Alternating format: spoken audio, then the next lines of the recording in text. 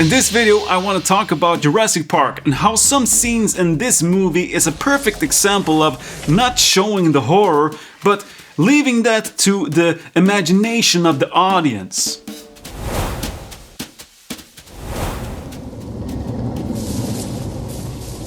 This is the first shot in Jurassic Park, and we see that something is moving around in the trees, and we also see the workers very nervous about what's approaching them, and then we also see that the workers have lots of guns. Now we know that something very dangerous is about to enter the scene. We as an audience expect that a big monster, a big dinosaur, will emerge out of these trees, but instead we get this forklift with a cage. And this is a good example of how hiding the creature really adds to the tension in this scene. And we never get to see it in full glory, we only see these close-ups of its eyes and its shadow moving around inside of this cage. Shoot him! Now imagine if this movie was made today. The Velociraptor would probably come crashing out of its cage and we would see a 3D model of a Velociraptor running around and killing a bunch of poor workers in this scene.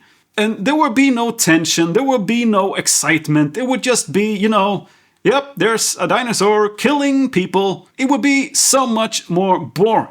Here's another example when they are feeding the Velociraptors.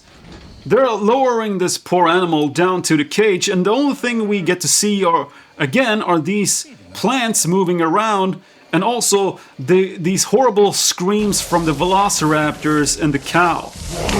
And we just get to see the reaction of the characters, and we can linger on them.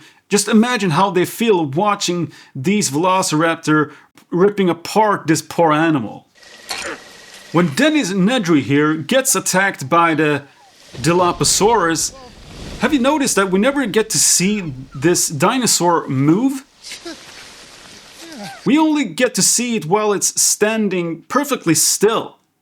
Maybe it was because of budget reasons, so they had to be creative and find other ways to show that this dinosaur moves around. Instead we get the point of view of this Dilophosaurus moving through the grass like this. In this scene in the bunker we get introduced to the Velociraptors finally. We see one bursting out behind her like this. But it's all close-ups and we really don't get to see a wide view of this scene.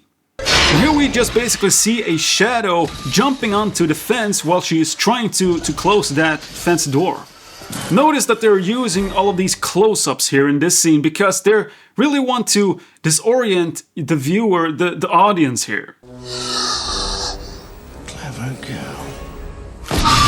Here's another example of not showing the horror. You have this branch in front of the camera moving around, hiding much of the attack from the Velociraptor. By doing this, you're really encouraging the audience to fill in the blanks of what's happening behind the branch. So we get to see a Velociraptor again, but here we only see its shadow on the wall behind Tim here. And it's so great. You don't have to show everything all of the time. In this kitchen scene, we do see wide angles and the dinosaurs in full view, but it's very sparingly used. I mean, if this movie was made today, we would get these Velociraptors. They would be 3D all over the place, and that would be so much more boring. Here is my last great example of not showing the horror. When they're having this phone call, then all of a sudden we hear the window break because the Velociraptor is jumping through the window. But we never get to see that because we cut away to the reaction of John Hammond here instead. And over the phone we hear that Grant is firing his shotgun. And then we have two close-ups here. We see that he shot through the glass.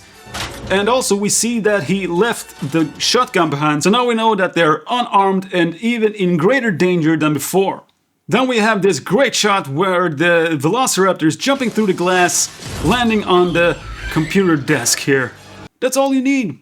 But if they did this movie today, they would have a 3D Velociraptor jumping through the glass in full view, a wide shot. And because we see everything in detail in a wide shot, it wouldn't leave anything to the imagination of the audience.